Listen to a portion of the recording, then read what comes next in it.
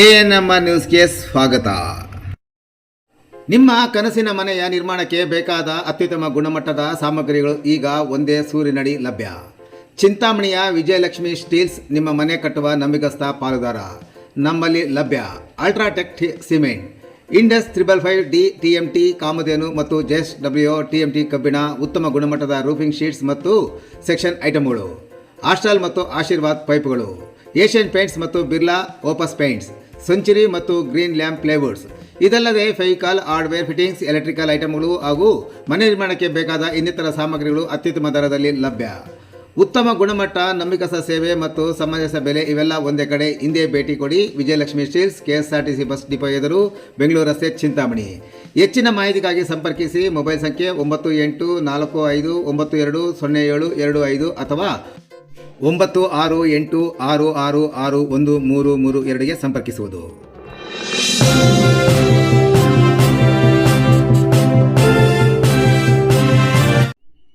ಗಡೀಪಾರಾಗಿದ್ದ ರೋಡಿ ಶೀಟರ್ ಮಗಳ ಮದುವೆ ಮಂಟಪದಲ್ಲೇ ವಶಕ್ಕೆ ಪಡೆದುಕೊಂಡ ಪೊಲೀಸರು.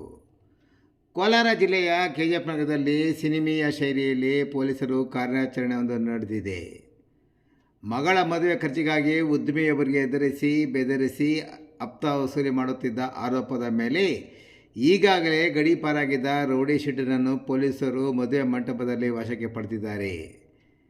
KGF ನಗರದ ಸುಸೈಪಾಳ್ಯಂ ಏರಿಯಾದ ನಿವಾಸಿ ಕುಖ್ಯಾತ ರೌಡಿ ಶೀಟರ್ ಸ್ಟಾನ್ಲಿ ಬಂಧಿತ ಆರೋಪಿಯಾಗಿದ್ದಾನೆ.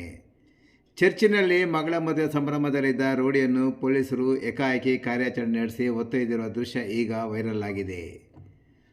ಪೊಲೀಸ್ ಮೂಲಗಳ ಪ್ರಕಾರ ಮಗಳ ಮದುವೆಗೆ ಪೆಂಡಾಲ್ ಹಾಗೂ ಡೆಕೋರೇಷನ್ ಕೆಲಸ ಮಾಡಿಕೊಡುತ್ತಿದ್ದ ಅಂಗಡಿ ಮಾಲೀಕ ಮೊಹಮ್ಮದ್ ಸಕ್ಲೇನ್ ಎಂಬುವರಿಗೆ ರೌಡಿ ಶೀಟರ್ ಸ್ಟಾನ್ಲಿ ಭೀತಿ ಹುಟ್ಟಿಸಿದ.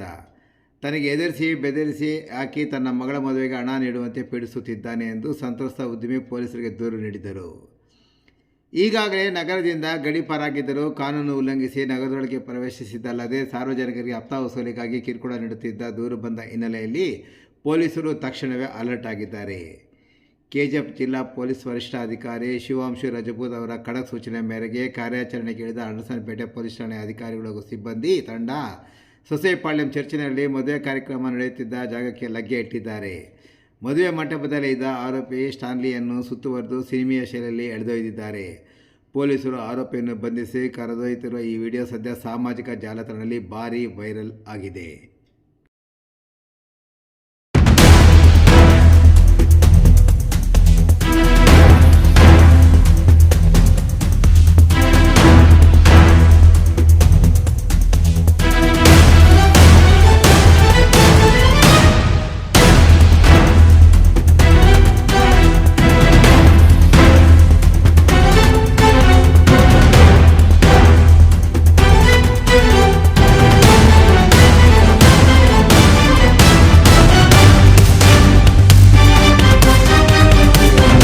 ಇದು ಅಂಡರ್ಸ್ಟ್ಯಾಂಡ್ ಅವರು ದೊಡ್ಡ ರೌಡಿ ಶೀಟರ್ ಇದ್ದಾರೆ. ಮೋರ್ ದನ್ 10 ಕೇಸ್ ಅವ್ರ 2 ಕೇಸಲ್ಲಿ ಕನ್ವಿಕ್ಷನ್ ಕೂಡ ಆಗಿತ್ತು. ಅವ್ರಿಗೆ 2 ವರ್ಷದಿಂದ ಜಾಸ್ತಿ ಪನಿಷ್ಮೆಂಟ್ ಕೂಡ ಸಿಕ್ಕಿದೆ. ಈಗ ಅವರಿಗೆ ಗಡೀಪಾರ ಮಾಡಿದ್ವಿ. ಈಗ ನಮ್ಮ ಜನರಿಂದ ಕಂಪ್ಲೇಂಟ್ ಬಂದಿತ್ತು, ಅಲ್ಲಿ ಅವ್ರಿಗೆ ಬೆದರಿಸಿ ಅವ್ರಿಗೆ ಹಪ್ತ ವಸೂಲಿ ಮಾಡ್ತಾ ಇದ್ರು. ಆ ಕಾರಣದಿಂದ ಒಂದು ಎಕ್ಸ್ಟ್ರಾರ್ಷನ್ FIR ಕೂಡ ರಿಜಿಸ್ಟರ್ ಆಗಿತ್ತು. ಅವರು ಗಡೀಪಾರ ಮಾಡಿ ಆನಂದ್ ಒಂದು ಪೊಲೀಸ್ ಲಿಮಿಟ್ ಇಲ್ಲಿ ಕಲಬುರಗಿ ಡಿಸ್ಟ್ರಿಕ್ಟ್ ಅಲ್ಲಿ ಅವ್ರಿಗೆ ಗಡೀಪಾರ ಆಗಿತ್ತು. ಈಗ ಅವರು ಗಡೀಪಾರ ವಾಲ್ಯೂಷನ್ ಮಾಡಿ ಇಲ್ಲಿ ಬಂದಿದ್ದಾರೆ. ಅವರು 16th ಡೇಟ್ ಹೇಳ್ತಾರೆ, 16th ಮೇಗೆ 10 ದಿವಸ ಎಕ್ಸಾಮ್ಷನ್ ತಗೊಂಡಿದ್ದಾರೆ. ಬಟ್ ಅವರು ಆ ಡೇಟಿನ ಮುಂಚೆ ಗಡೀಪಾರ ಉಲ್ಲಂಘನೆ ಮಾಡಿದ್ದಾರೆ.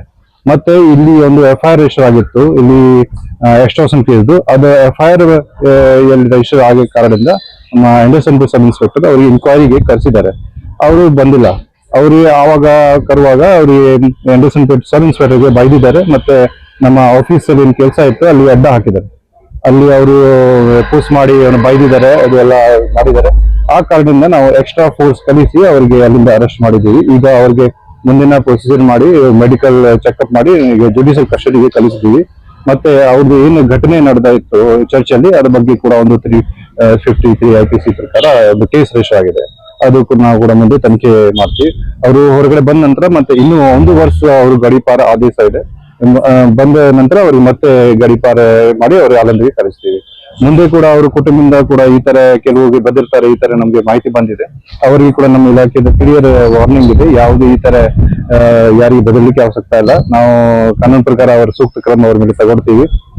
ಯಾರಿಗೆ ಏನಾದ್ರು ಸಮಸ್ಯೆ ಇದೆ ಅವರು ನಮ್ಗೆ ಅವರು ಮನವಿ ಕೊಡ್ಬೋದು, ಅಥವಾ ನಮ್ಮ ಕೋರ್ಟ್ಗೆ ಅವ್ರನ್ನ ಅಬ್ಜೆಕ್ಷನ್ ಅವರು ಸಲ್ಲಿಸಬಹುದು. ಮತ್ತೆ ಬೇರೆ ಯಾರಿಗೆ ಬೆದರಲಿಕ್ಕೆ ಈ ತರ ಯಾರು ಪ್ರಯತ್ನ ಮಾಡ್ತಾರೆ ಅವ್ರು ಖಂಡಿತವಾಗಿ ಸೂಕ್ತ ಸ್ಟ್ರಿಕ್ಟ್ ಆಕ್ಷನ್ ನಾವು ತಗೊಳ್ತೀವಿ. ಈ KGF ಜನರು ಎಲ್ಲ ಭಯ free, they should feel free to give complaint and this ನಮ್ಮ ರೌಡಿ ಫ್ರೀ ಮಾಡ್ಲಿಕ್ಕೆ ನಾವು ಕಂಟಿನ್ಯೂಸ್ ನಾವು ಇದು ಕ್ರಮ ನಾವು ತಗೊಳ್ತಾ ಇರ್ತೀವಿ.